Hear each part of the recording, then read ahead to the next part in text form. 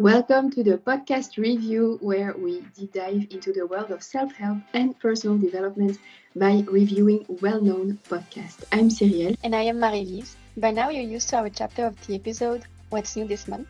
Well, we thought to expand the podcast to a whole episode, so we are very happy to share with you the new concept which is called PODCRUSH. Indeed, PODCRUSH, but don't worry, we are still going to tackle a self-help topic every month.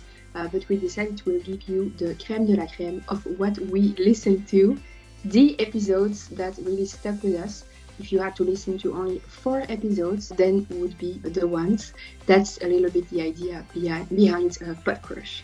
But before we dive in, I would like to remind you that we are not medical experts nor psychologists. We're just two people passionate about discussing and sharing our thoughts on these self-help topics. And also a warm reminder to all of you to follow us on Instagram and X. We are called A Podcast Review on X and the Podcast Review by C and M on Instagram. And of course, we are on Spotify. Don't hesitate to follow us there. And also don't hesitate to give our 5-star review on our podcast on Spotify. This is really how you can show to us your support. On to the tea of the day. I'm drinking a turmeric tea. It's warm and it's spiced, which I like. Turmeric is not my favorite spice, but it's good for health in general and recovery. So yeah, that was it for me. What about you, Marie-Lise? For me today is a green tea. Nothing special for me. Let's deep dive, Marie-Lise. We both chose 2 episodes of this month that were released in March 24 that really stuck with us. What did I choose? 2 episodes that, of course, have nothing to do with each other. One is about manifesting, and the other one is about the fact of loving ourselves. What about you? It's really nice because I have 2 different really topics. I have one which is more health related and speaking about alcohol. The second one I chose is about the good girl behavior that many women have. I'm curious to hear more about your topics, but let's start with the 2 episodes I wanted to share with you. I will share my screen. Like Jim Carrey, he's got this famous speech. I think he's speaking to Harvard alumni or someone like that, where he's saying, listen, I wrote a check to myself for $10 million and it was sitting there for years and it said for services rendered, it's a check, and I just manifested that. One day, 10 years later, I got that exact check. And the thing is with that is that again, yes, that might confirm what we kind of hope or believe, but we're not actually thinking about all of the people that have also written checks and that hasn't happened for. Yeah. Right. Okay. And you when you add those into the equation, then it's much more likely that you'll write a check and nothing will happen. Okay, so this episode is from All in the Mind. All in the Mind is a podcast that brings a documentary-like episodes every week. By the way, I've also posted a review on X as well, so don't hesitate to check it out. Of course, it's a shorter one. So this time on manifesting with interviews of experts and also individual connected to the topic. The episode starts with an introduction to the book The Secret. I know you heard of it as well, which, if I understand it correctly, promotes the practice of manifesting. They mention researches about the power of positive thinking, affirmation, but it also highlights a paradox where those who practice manifesting might have a 40% increased risk of bankruptcy. They discuss the importance of visualization through mantras, through mood boards, writing goals, affirmation, but they also say that, for example, there is no research that backs up the 369 techniques. I don't know if you heard of it, 369 techniques. It's the fact of repeating first 3 times, then 6, then 9, the same affirmation throughout the day. Of course, there is an undeniable benefit of optimism, being optimist and having hope, being resilient, having a positive approach to obstacles. But it also points the negative aspects. For example, people who want to lose weight, if you fantasize too much about it, like through affirmation, manifesting, and so, you are actually not focused enough on the weight loss itself, but more about the results and how nice it would be. They found out through research that manifesting might not always translate into success, practical success, like money, education, for example. And that's when they mention the story about Jim Carrey that you heard. The fact that, apparently it's a famous story that he said he wrote a check to himself, and it actually happened with the same amount a few years later. It might have worked for him, but we never talk about the 99% people who for it never works. They concluded with, I think what's the key takeaway of the episode, they conclude with a practical tip, the WOOP methods, WOOP. So it stands for wish, outcome, obstacle, and plan. It's a more active and potentially more effective alternative to manifesting. Of course, it's also harder. That was it for the summary about manifesting. I was so curious when I saw the title, How to Not Manifest $1 Million, because it was always a mystery for me, manifesting. I don't really see myself doing, or I don't really believe in it, to be honest. And I know you might have a lot of insights about it. I was very curious, but also a bit skeptic. Since I really like their podcast, I thought, let's give it a try and finally listen about manifesting. And I was not disappointed. They approach it in a very scientific and constructive way. They back up everything with researches. And words like being abundant and manifest make me cringe a little bit every time at first. And I really never really understood how saying I'm going to be a billionaire one day or whatever in a year might actually make you become one. So I'm much more into the practical aspect. Like that's why I'm saying the WOOP method is much more interesting, because I'm into setting goals for sure, but then what about it? You have to put practical actions and have a concrete plan. So I understand that for some people saying it might be a first concrete step into an action, but it's definitely not enough. And to me, it's just superficial a little bit, you know. So the WOOP method is I think really really interesting, because you wish something, okay, but then what would be the outcome? And you are going to have obstacles. What are those? And what is your plan? I really liked it. Never heard of it, by the way. And I thought, okay, that's for me the key takeaway. But manifesting itself, they laugh about it at some point, and I understand why, because sometimes it can seem a little bit superficial. And I really like the episode because they take it lightly, but also in a constructive way. That was it for the first episode. I hope I gave you the desire to listen to it. I'm really interested in what you have to say about it, Marilise. Yeah, so I think I will definitely listen to it. And I think this is where we're super different, where I don't mind, all this like spiritual thinking, visualization. I really don't mind doing that. But yeah, of course, if you just do that and you don't do anything else, it won't happen. But I think it can put you in the mood, or just maybe making you believe that it's possible because you see yourself so many times doing that or having this or whatever. This whole thing is really actually super interesting, and it's really good to like easy to remind what you need to do. But obviously, anything you want to achieve, you need to plan it or to do something. You need to take action. I really don't mind anything related to manifestation. So yeah, I have another point of view when I think you will need to add it to my list of episodes to listen to. I think maybe sometimes we want to achieve something, but we don't really see ourselves in it, so maybe visualization can help you say, okay, I would like to be one day maybe a yoga teacher. What does it mean exactly being a yoga teacher? Do I see myself teaching people, or do I just like to do yoga? I think that's different, because manifesting, the way they tackle it, how do you define it first? That's the question. But they really say manifesting is just repeating something, like I want to be a yoga teacher.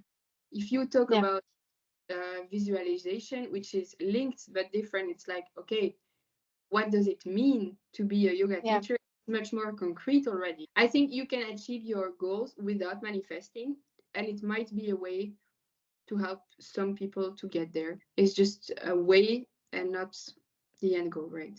And let's go to the second episode. I talk so much about change because I think we are afraid sometimes to change. So we would rather prefer our comfort zones and don't step out of our comfort zones because we don't want to change. We don't want to grow. Like deep inside, we want, but we are just afraid to do the things that we have to do in order to grow. This second episode is How to Be Yourself by a podcast called Today I'm Growing by the content maker Anna Engelstadt. She is an Austrian content creator. I had heard of her, but actually never really discovered her content before a few weeks ago. And I have to say, she is kind of my month's crush. She gives a vibe of honesty, vulnerability. She's very authentic as well. And cherry on the cake, she has a podcast. I love her mindset, the values she's sharing. So I encourage you to check her videos and listen to her podcast as well. I think lots of girls at least can relate to her. In this podcast, she starts by raising the question, why do we try to fit in so bad in society and prevent ourselves from actually being who we are? She shares her journey moving from a very small town from Austria to Berlin. She did not feel like she was good enough at first or dressed well enough, or she felt too boring. The fact that she works with social media doesn't help, of course. Every episode, she shares concrete tips, which I really like as well, a little bit like we do actually, to finally this time be 100% yourself.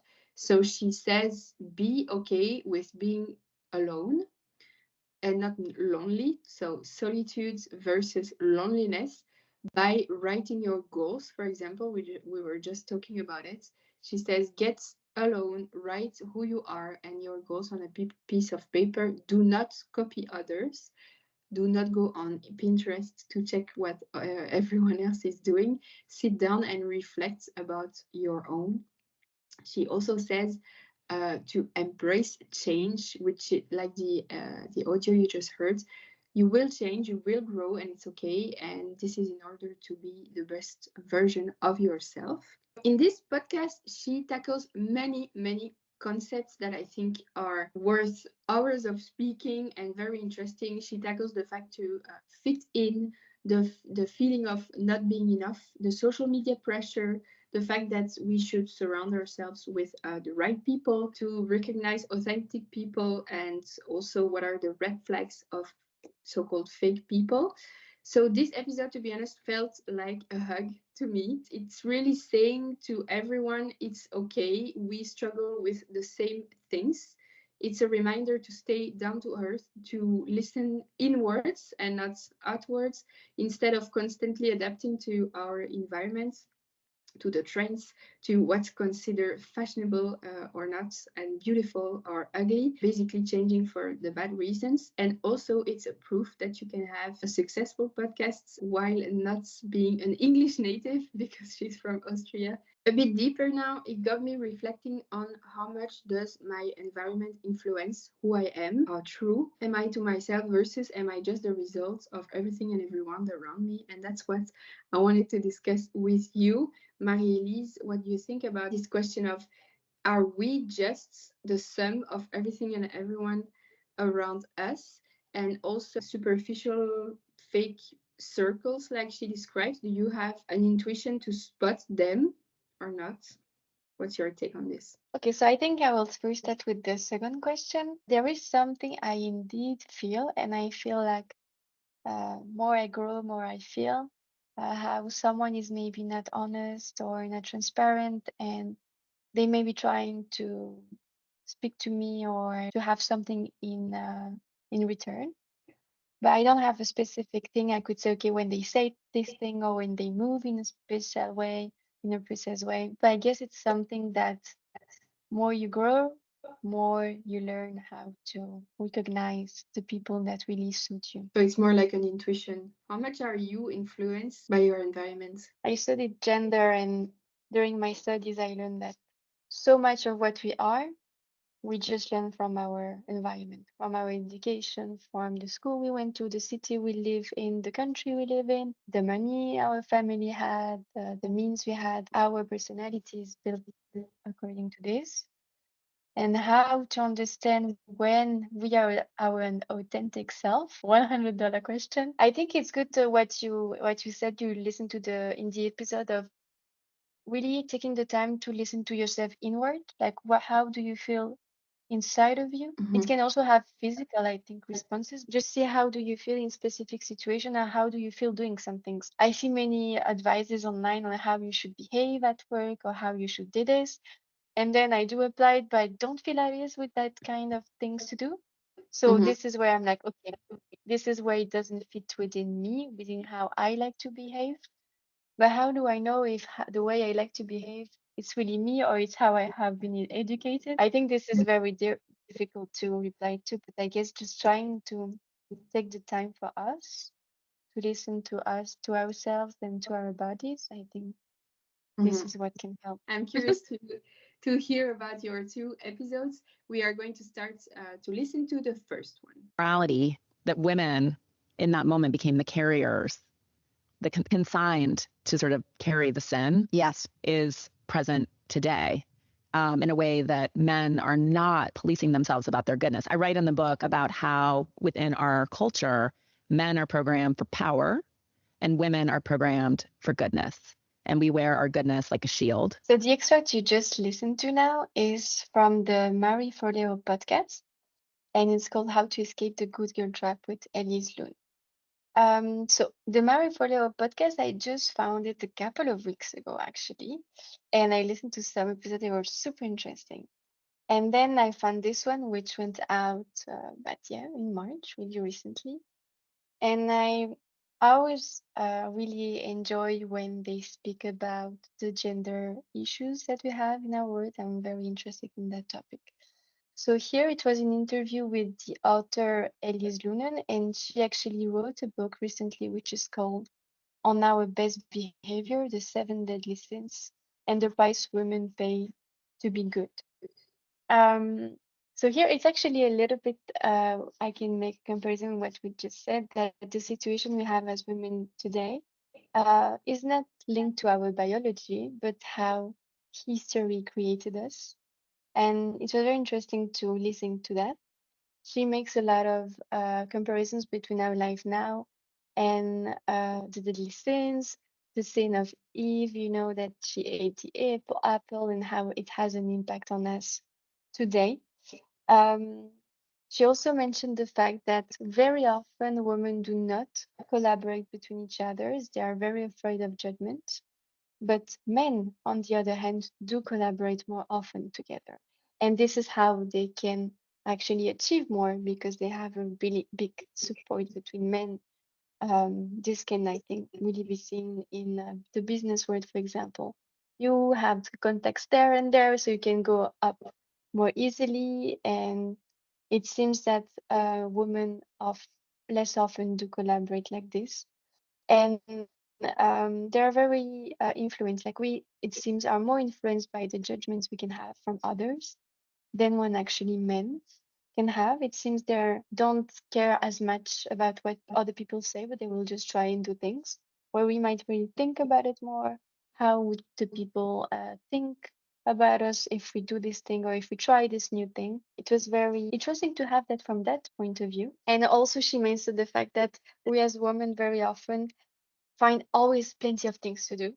We always have more and more things to do, and often we prioritize what other people's needs than what we need. So this also kind of in relation with our people pleasing episode, where I think it's more related also to more and to try to okay, there are so many things I want to do during my day, but I have been requested by so many people to help on other projects, so I do this, and then it's 6 in the evening, and actually I didn't do what I wanted to do, but I helped the others, so yeah, that's fine. So very interesting podcast. It was very kind of an interview.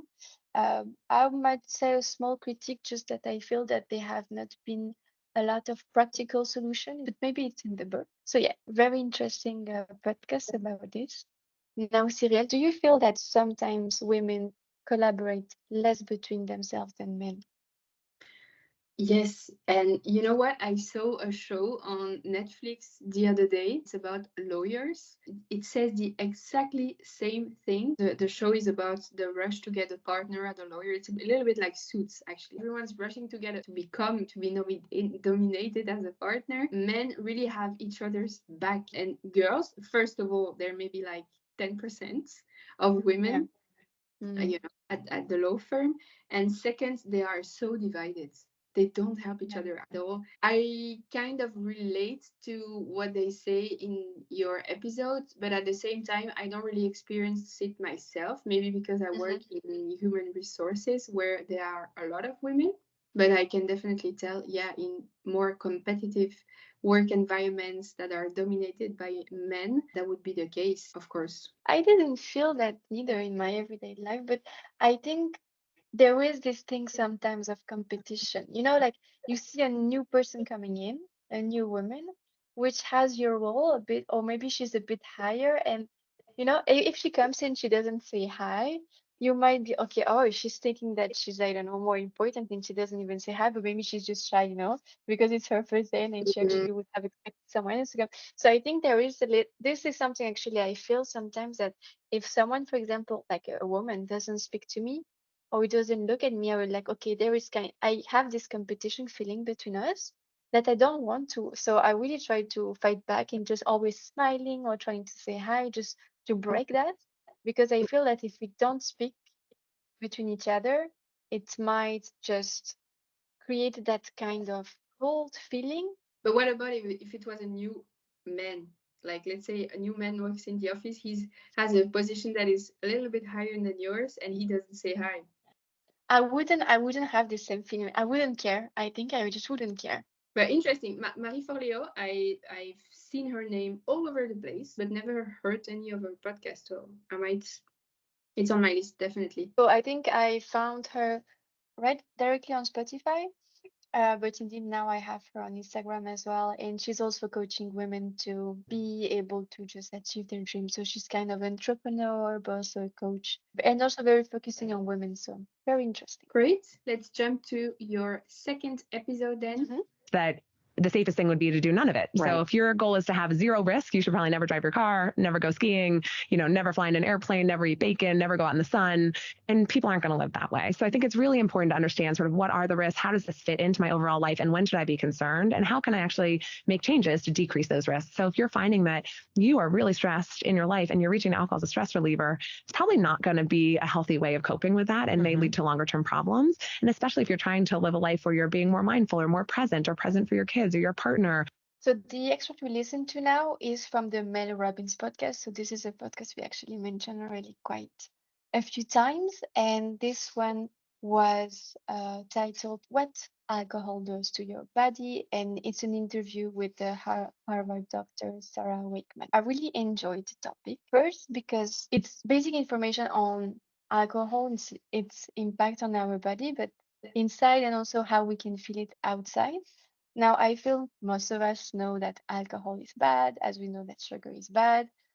But why and how come it's also part of our social activities all the time? We don't maybe know that. And I feel that it's often mentioned in the podcast, but never listened to a podcast entirely on this topic. So I really enjoyed this one, also especially because the doctor, as you could listen to in the extract, she's very kind. So she's not telling you, okay, alcohol is bad, so just don't drink it because it's bad to health. Okay, we know that it's not healthy. Like nobody will tell you, okay, drink alcohol every day, it will help you.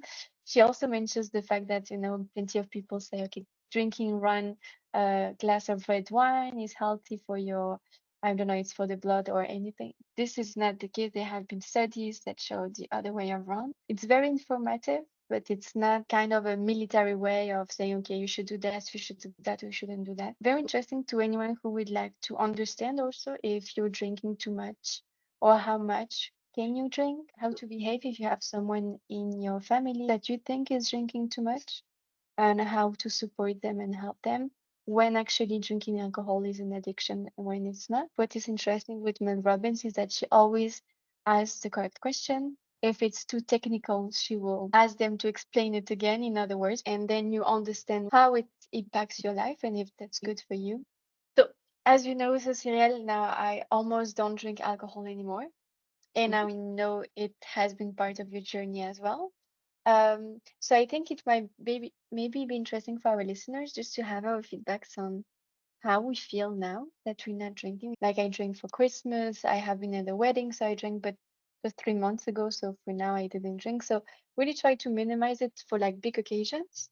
I know that you, Cyril, actually decided also to decrease the amount of alcohol that you drink. So I was curious if you would like to share with us maybe why you decided to stop and also if you see any differences. Yeah, I want to say I appreciate how the podcast was brought, because I'm definitely going to listen to it. But you said she's really not like you should do this and not do that. I Yeah. feel like when it comes to health in the podcast world in general, a lot of them are really radical and saying you should eat 20 eggs per week and have 3 drops of whatever like every night. I mean, sometimes it's a little bit too much and it makes us feel like we're not doing enough, you know?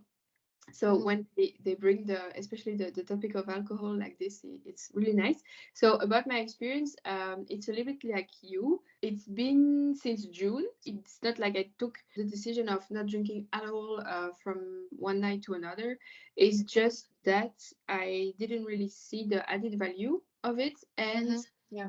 I was drinking since the age of the normal age to be drinking. It was never crazy drinking, and it was never every day, but I didn't see the added value. The only thing I liked was the taste, and now you can have so many drinks that taste amazing without alcohol. At some point I thought, okay, it's not good for my health, it's not good for my gut health, and I've been struggling a little bit there.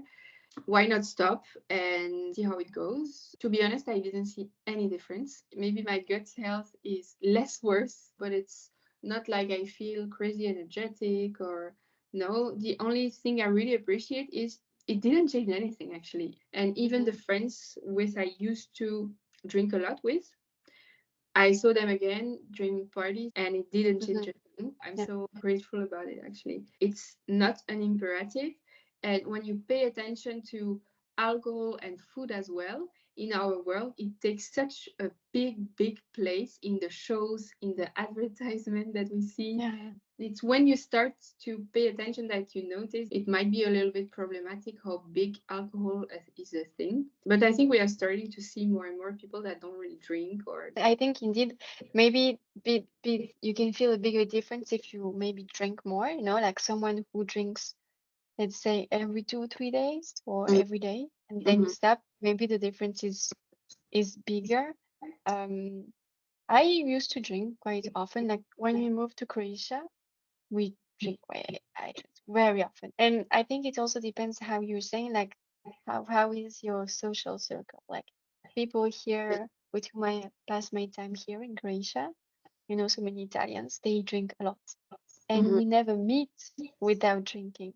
So when you are the one that is not drinking, okay, when you are a woman, they think that you're pregnant. So it's, oh, you're not drinking because you're pregnant. Classic. Like, no, this is not why. So I think it really depends also how you socialize, because I feel that usually when you socialize, it's around drinks or around food.